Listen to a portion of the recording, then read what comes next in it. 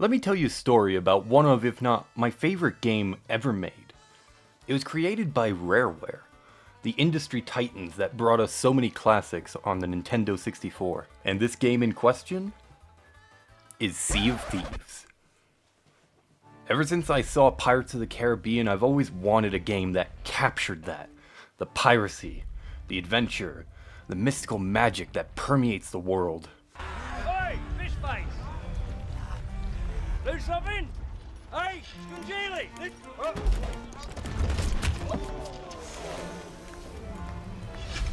And for a while, Sea of Thieves was that fix for me. I played on a sloop mainly, and made it all the way up to Pirate Legend. Only one problem is, I never, and I mean never, found anyone to consistently play with. I've introduced it to at least 4 different people and none of them played more than 1 session.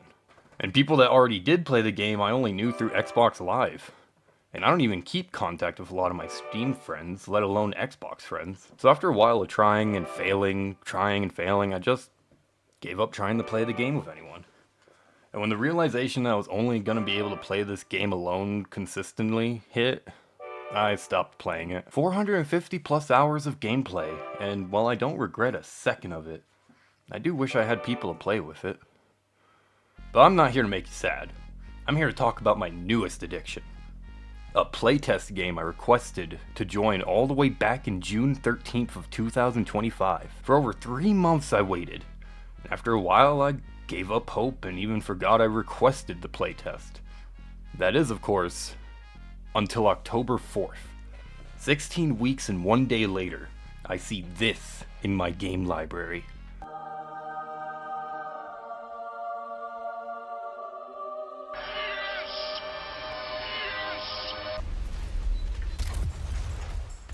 This is sand.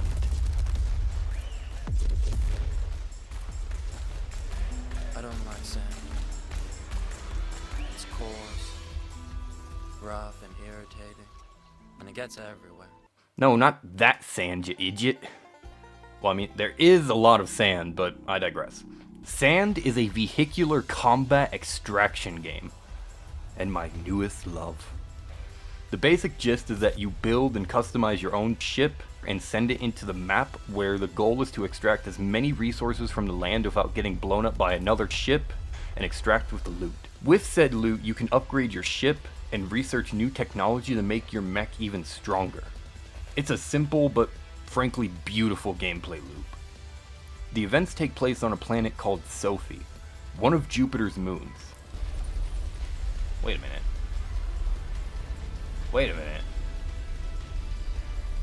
Is that Jupiter?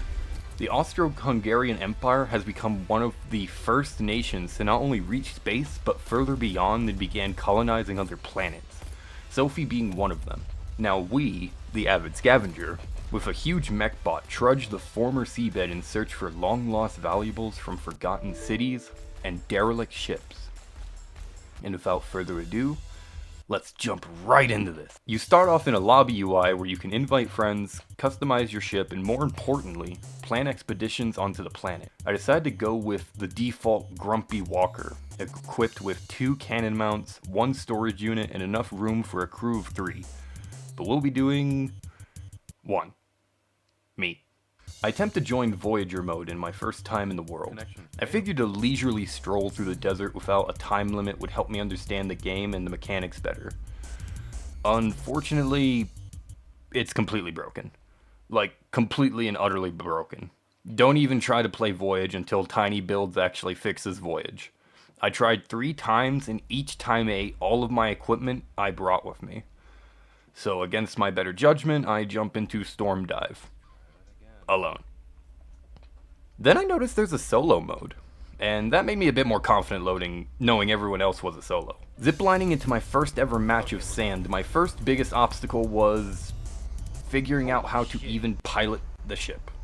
Go. Forward. Go.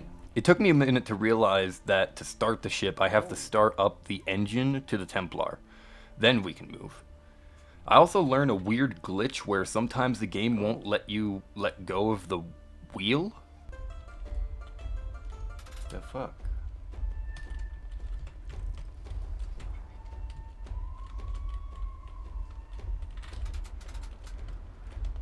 I can't even let go now. I managed to break out of the wheel's glitch by, oddly enough, sounding the horn.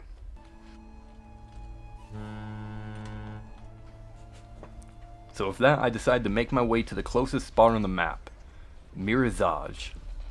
Here I learned that while I'm good at steering and driving, I was having way more trouble parking this thing in my first game than I'm proud to admit.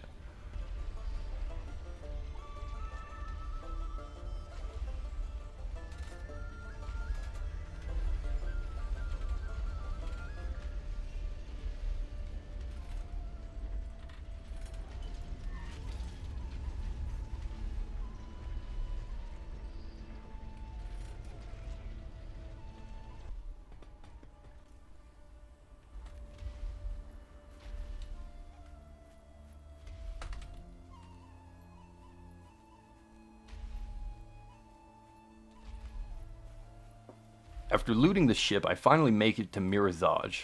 Crazy enough, while I do see this smoke plume, this is my first game, and I was under the impression that the smoke was coming from Mirazaj. Little did I know that smoke plume. Little did I know then that these smoke plumes are how you know enemy Templar are nearby, since all engines emit heavy smoke plumes into the air.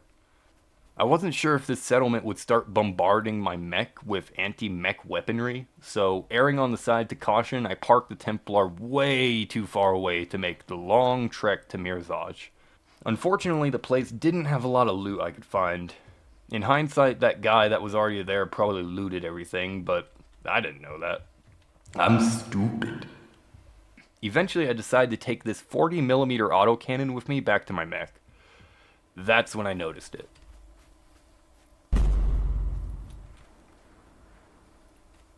It was then I realized that the smoke plumes meant an enemy. So I figured before they show back up, I rush back to my ship. And that's when I see it.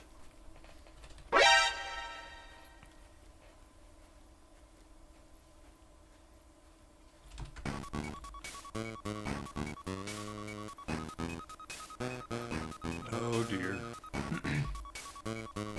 Oh boy. They don't see me, do they? They totally see me.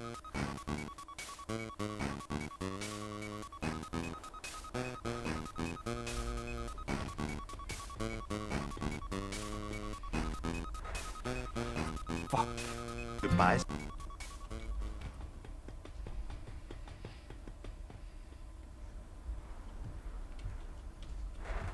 Well, that was a close call. I wasn't sure if they didn't realize I was there since my mech was turned off, or if they just ignored me. But I didn't want to take the chance to find out. So with my tail between my legs, I run from Mirazaj before any conflict starts. Yeah.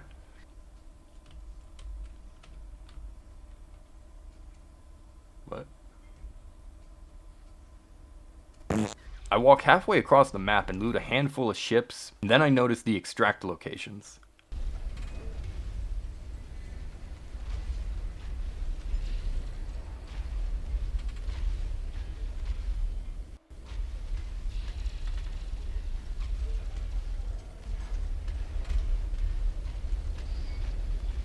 In-game, the extracts are radio towers you use to contact your dropship and pick back up you and your mech. So I decided to head out of here, even though in hindsight I really didn't have a lot of loot. Thankfully nobody bothered me in the first round.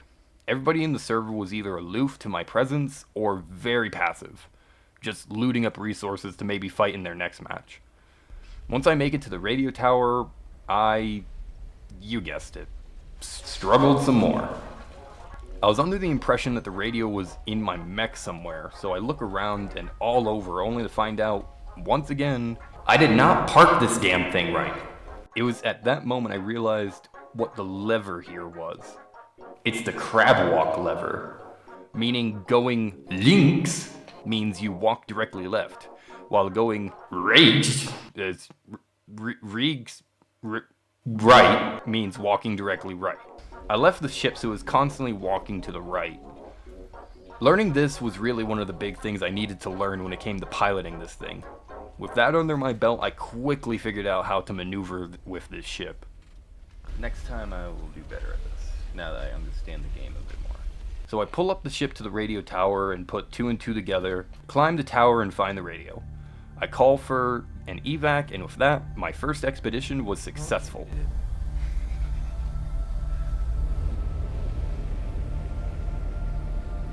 Expedition successful. Sort of. See, I got out alive with my mech, but I made one fatal error I wasn't aware of. See, if you don't put these boxes you collect onto the shelves of your storage unit, they don't count as loot! Meaning I left my first mission with precisely nothing. What do we get? What do we get? Wait, what? Did it not count any of the loot? What happened? Did I have to put it on the shelves? Oh my god. I'm gonna...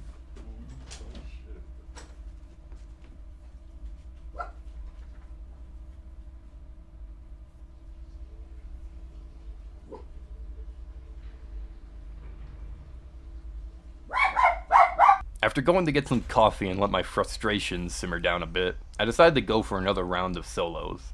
And this time, I'm getting some loot. Hey, you know how I said this earlier in the video? Next time I will do better at this, now that I understand the game a bit more.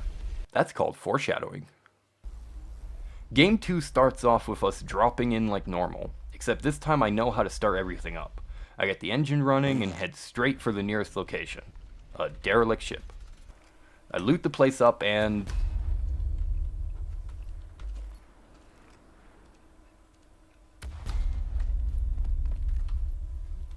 Surprise,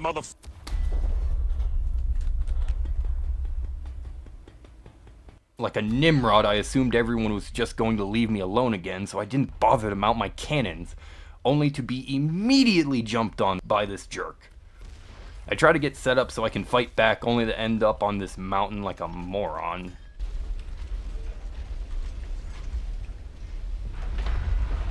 And then...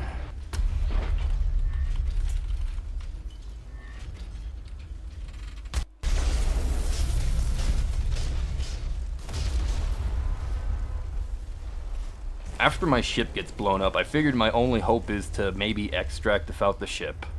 Figuring that I'll just have to leave it behind. And then... Dude, you're an asshole. He used his heavy cannons just to blow me up. I'll admit I was more peeved than I should have been. He's just trying to survive on this planet like the rest of us, but I was still a bit bothered at how fast I lost. I didn't think the mechs could blow up that fast, but this is fine.